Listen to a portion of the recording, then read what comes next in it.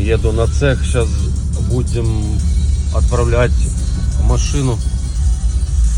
Паша сейчас поедет за плитой. Загрузим сейчас раму для крупноформатной плиты. И отправим его за плиткой 2800 на 1200.